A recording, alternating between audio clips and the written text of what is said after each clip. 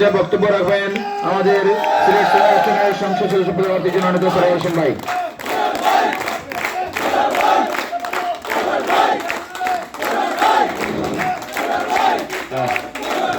Okay, thank you.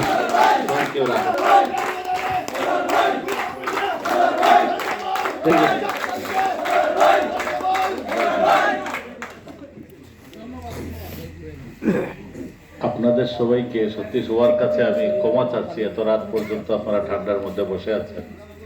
আমি নিজেই tired হয়ে গেছি, আর আপনারা তো অনেকক্ষণ।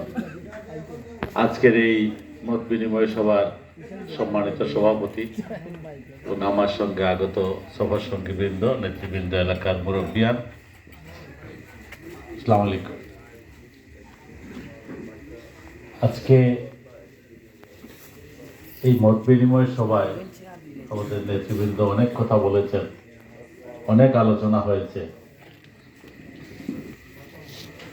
আমি দীর্ঘদিন এই রাজনীতির সঙ্গে থাকার কারণে জীবনে আমার অনেকবার নির্যাতিত হতে হয়েছে। 111-এ বারবার আমি জেল খাটতে হয়েছে। তারপর মাননীয় প্রধানমন্ত্রী বাংলাদেশ সরকারের সরকার প্রধান হয়েছেন, আপনারা সবাই ভোট দিয়েছেন। আমি খুব সংক্ষিপ্ত করতে যাচ্ছি। নাহিদ ভাইকে আমারও একসময় পছন্দ ছিল, নেত্রী একসময় নমিনেশন দেন নাই, মৌলানা হাবিবুর রহমানকে দিয়েছিলেন। আমাকে ধমক দিয়েছিলেন নির্বাচন করার জন্য, আমি তখন করি নাই, কারণ যে করলে ওই ট্রেন কিন্তু আর আসে না।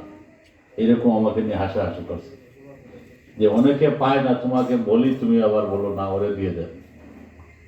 আমি ভাবছিলাম একটা গরিব দল থেকে আসছে, উনি ঠিক আছে।